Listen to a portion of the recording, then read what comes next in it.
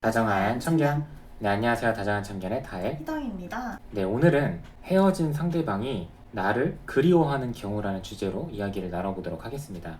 네, 저희가 지금까지 정말 많은 분들의 연애와 재회에 관련된 이야기를 들어왔는데, 네, 가끔은 정말 저희가 보기에도 최악이다 싶으신 분들이 있는데, 상대방이 나를 그리워하고 있었고 나에게 먼저 연락을 해서 다시 잘 만나게 되시는 분들도 있거든요.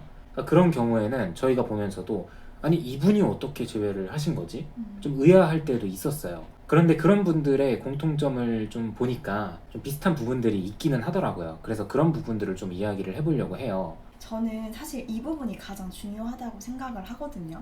그러니까 저는 이게 되게 기본 전제라고 생각을 했는데 생각보다 이 부분이 충족되지 않으시는 분들도 있더라고요. 이게 뭐냐면 일단 서로 좀 오래 깊은 연애를 했었어야 되는 것 같고 아니면 이성적인 매력이 굉장히 크게 느껴진 경우 저는 이게 가장 중요하다고 생각을 해요. 이미 헤어진 상대인 거잖아요. 그럼 재회라는 거를 할 때는 이 헤어졌던 상대를 다시 만나야 된다는 부담감이 있을 거란 말이에요. 근데 그런 부담감을 갖고서라도 이 상대방을 만나려면 정말 이성적인 매력이 크게 느껴져야 된다는 거죠. 그러니까 내가 이런 매력을 좀 못 느낄 것 같거나 아니면 다른 사람에게 쉽게 찾지 못할 것 같은 그런 경우에 좀 헤어진 상대를 다시 만나게 되기도 하는 것 같아요. 그러니까 이게 뭐 서로 달라서 헤어지시는 분들도 있지만 엄밀히 말하면은 이성적인 매력을 못 느껴서 헤어지시는 분들도 많거든요. 그러니까 만나다 보니까 얘는 좀 아닌 것 같아. 더 이상 여자로 느껴지지가 않고 더 이상 남자로 느껴지지가 않아. 사실 이런 경우에는 재회는 거의 불가능에 가깝다고 보시는 게 낫죠. 근데 이제 희동이가 말했던 것처럼 이성적인 매력이 있는 경우, 이성적인 매력은 있으나 서로 뭐 많이 다투거나 좀 안 좋은 기억이 있거나 그런 경우에는 가능할 수도 있다는 거죠.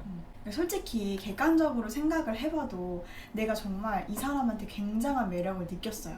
여러분들도 연예인 좋아하시잖아요. 내가 매력을 느끼는 그런 상대가 나한테 지속적으로 다가온다고 생각을 해보면 흔들릴 수밖에 없죠. 솔직하게 말하면. 네, 그래서 많은 이야기를 듣다 보면 그런 분들도 있어요. 나 혼자만 이 사람을 너무 좋아했던 거죠. 그러니까 나만 이 사람이 나에게 있어서 이상형이었던 거예요. 근데 상대방의 마음은 몰랐던 거죠. 그래서 이런 경우에도 상대방은 나를 어떻게 생각했을까? 이런 부분을 좀 잘 알고 있어야 되는 것 같아요. 네, 그리고 정말 또 안 좋게 헤어졌는데 다시 만나게 되신 분들, 그 이야기를 들어보니 상대방이 나에게 마음이 남아 있었다라고 하는 경우가 어떤 경우가 있었냐면 헤어짐이, 그러니까 이 헤어지는 과정이 최대한 간결하고 깔끔해야 돼요. 그러니까 이게 무슨 말이냐면 저와 희동이도 그랬었지만 많은 분들도 되게 깊은 사랑을 하셨잖아요. 그럼 내가 이 사람과 깊은 사랑을 하면서 우리가 쌓아갔던 기억, 좋은 추억들이 오라고 생각을 해볼게요. 그러니까 내가 상대방이 나에게 가지고 있는 좋은 감정들. 근데 어쨌거나 우리가 헤어지게 된 거예요. 그랬을 때 내가 상대방에게 이별을 통보받은 쪽이라고 하면은 매달릴 수 있죠. 사람인데 다시 만나고 싶으니까. 근데 어떤 차이가 있냐면 나를 그리워하고 연락이 많이 오는 경우는 이 매달리는 과정이 1밖에 안 되는 거예요.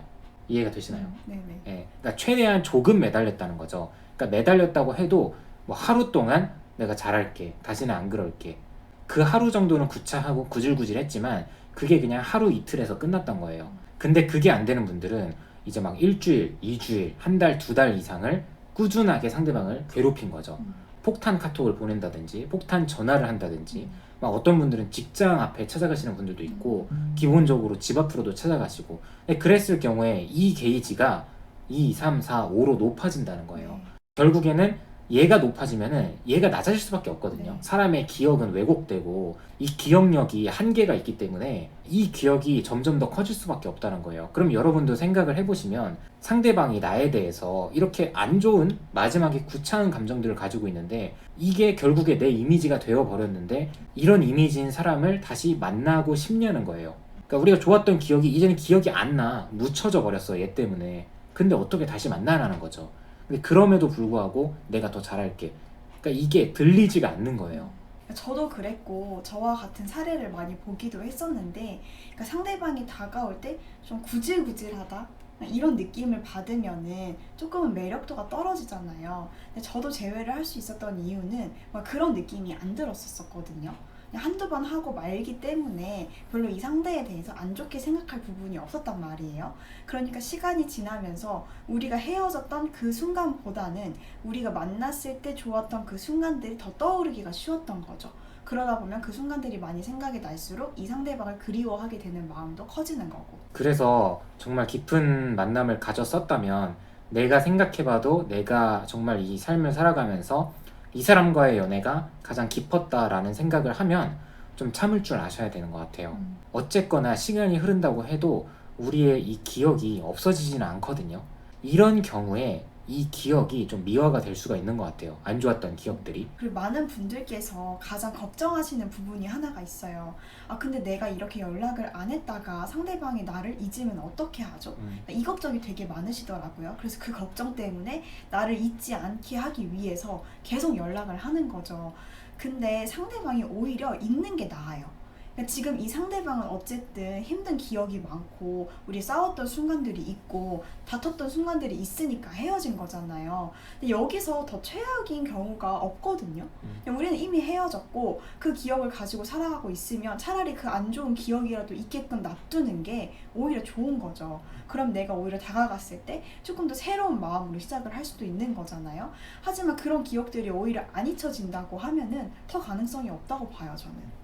여러분도 느끼시겠지만 조금이라도 마음이 남아있을 때 만나야 되지 않겠냐라고 생각을 하실 수도 있는데 그 조금이라도 있는 마음을 가지고 만났기 때문에 또 헤어지는 거예요, 사실은. 감정적인 상태에서 만났기 때문에 헤어지는 거라는 거죠. 그래서 어느 정도 시간이 흐르고 내가 이성적으로 좀 생각이 정리가 다 되고 상대방도 이성적인 판단을 했을 때 만나는 경우가 잘 될 수가 있는 것 같아요. 그리고 또 이런 말씀을 드리고 싶어요. 이거는 제가 많은 분들께도 지속적으로 드리는 말씀이기도 하고 앞으로도 계속 드릴 건데, 적어도 내가 이렇게 감정적인 상태일 때는 나 자신을 믿지 마세요. 그러니까 내가 지금 이렇게 하는 게 맞을까? 내가 이렇게 하고 싶은데, 그 모든 것들을 믿지 마시라는 거예요. 지금 나는 정상적인 상태가 아니고 이성적인 판단이 서지가 않는 상태이기 때문에 이 상황에서는 사실 어떠한 행동을 해도 후회를 할 확률이 굉장히 높습니다. 그래서 어떤 분들은 내가 감정적이기 때문에 많은 분들에게 막 물어보거든요. 내가 이렇게 하는 게 맞을까? 저렇게 하는 게 맞을까? 근데 그 또한 잘못됐다는 거예요.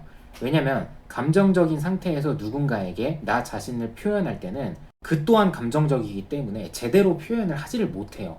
그러니까 듣는 사람이 정상이라고 해도 말하는 사람이 정상이지 않기 때문에 그에 맞는 적절한 방법을 조언을 해주기가 되게 어렵거든요. 그리고 거기에 더해서 상대방이 좀 힘든 마음이니까 내가 위로해주고 싶어 하시는 분들이 많이 계세요. 근데 위로를 이 사람한테 받고 싶을까요? 지금 헤어진 상태인데. 그렇기 때문에 이 사람이 스스로 자신의 감정을 다스릴 수 있도록 시간을 주시는 게 맞고, 내가 위로한다고 해서 이 상대방의 마음이 위로가 되지는 않아요. 그러니까 상대가 힘든 마음을 내가 어떻게 해줄 수가 없거든요. 그러니까 그렇게 해주고 싶은 마음을 나한테 조금 적용을 해봤으면 좋겠어요. 상대방도 나를 어떻게 할 수 없고 나도 상대방을 어떻게 할 수 없거든요. 그러니까 서로 각자가 자신한테 무언가를 해줄 수 있는 시간을 가지시는 게 중요하다고 생각을 합니다.